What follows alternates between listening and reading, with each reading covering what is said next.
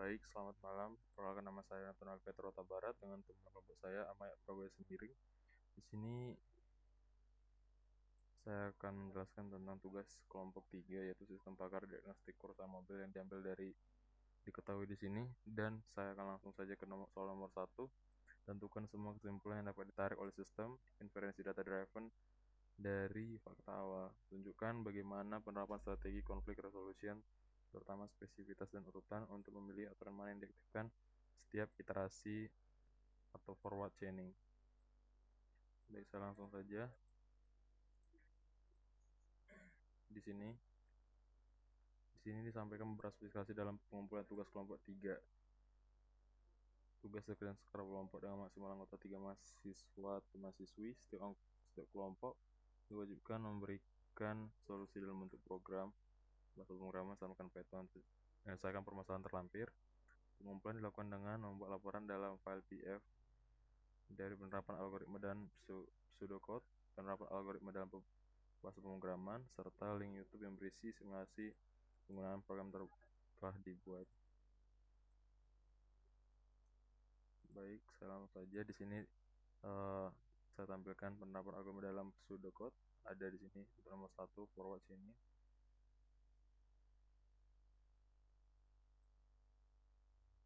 Dan ini untuk soal nomor 2 nanti. Dan untuk soal nomor 3.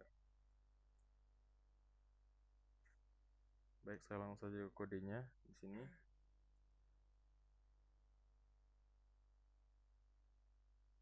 Adapun tujuan algoritma forward chaining adalah strategi inferensi yang logikanya berjalan maju. Prosesnya bermula dari fakta-fakta yang telah diketahui atau fakta awal yang ada di dalam working memory. Sistem lantas memindai basis pengetahuan untuk menemukan aturan yang premisnya kondisi if sesuai dengan fakta-fakta yang tersedia. Aturan yang premisnya terpenuhi akan diaktifkan atau fire yang kemudian menambahkan kesimpulannya atau bagian then ke working memory sebagai fakta baru. Proses ini diulang kembali. Fakta-fakta yang baru ditambahkan ini bisa jadi mengaktifkan aturan-aturan lainnya. Pengulangan ini akan terhenti dengan sendirinya saat tidak ada lagi aturan yang kondisinya terpenuhi oleh fakta-fakta di working memory. Karena digerakkan oleh ketersediaan data atau fakta, metode ini sering disebut data driven. Program ini memiliki objektif untuk mengekstraksi semua inferensi atau fakta baru yang dimungkinkan berdasarkan pada sekumpulan fakta yang telah tersedia. Proses ini dikategorikan sebagai data driven atau digerakkan oleh data, di mana penarikan kesimpulan bermula dari fakta yang diketahui, kemudian berlanjut secara progresif untuk menemukan kesimpulan-kesimpulan tertentu. Baik, saya langsung saja ke soalnya. Di sini untuk soal nomor 1. Di sini ada fungsi def ambil aturan di sini. Ini datanya diambil dari yang sini.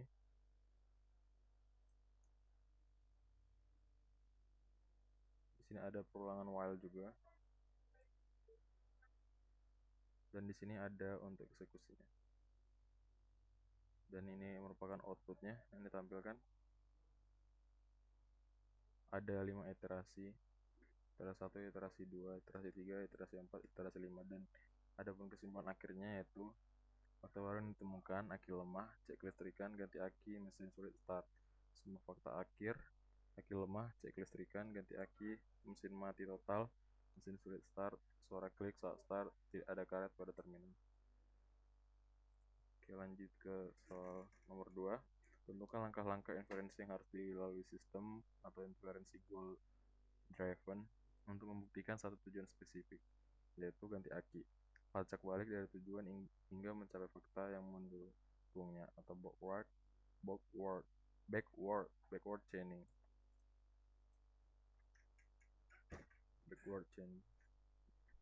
Baik, adapun tujuan algoritmanya adalah backward chaining adalah strategi memberikan kesimpulan yang bergerak dari kesimpulan menuju fakta. Prosesnya dimulai dengan menentukan sebuah goal atau tujuan atau hipotesis yang ingin dibuktikan. Contoh, buktikan ganti aki. Sistem kemudian akan mencari aturan yang bagian kesimpulannya atau then dapat memenuhi goal tersebut. Premis atau if dari aturan yang cocok itu lantas menjadi subgoal atau tujuan-tujuan perantara yang juga harus dibuktikan kebenarannya. Proses ini mengulang dirinya sendiri atau rekursif. Untuk membuktikan sebuah subgoal, sistem akan mengulangi langkah sebelumnya, yaitu mencari aturan lain yang bisa menyimpulkan subgoal tersebut. Proses ini akan terus melacak ke belakang sampai semua goal terreduksi menjadi fakta awal terbukti, atau sampai tidak ada lagi jalur yang bisa ditempuh atau jalan buntu karena berorientasi pada tujuan. Metode ini dikenal sebagai goal driven. Fokus utama program ini adalah mencapai sebuah tujuan atau goal yang spesifik. Proses ini berjalan dengan metode goal driven, digerakkan oleh tujuan.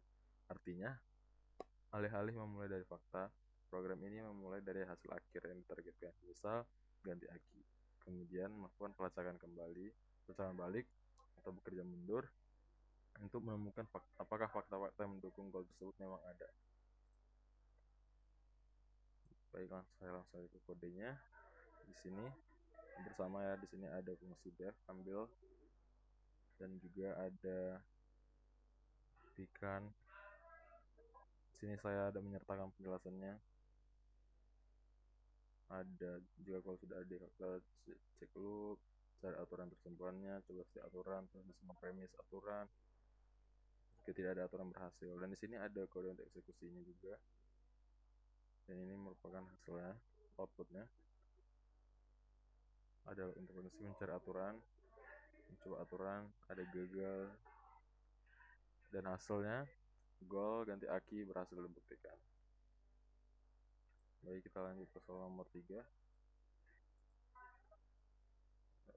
Simulasikan situasi di mana beberapa aturan siap diaktifkan secara bersamaan. Tentukan urutan pengaktifkannya berdasarkan prioritas konflik resolusi yang telah ditetapkan. Rule order, spesifisitas, refactoriness.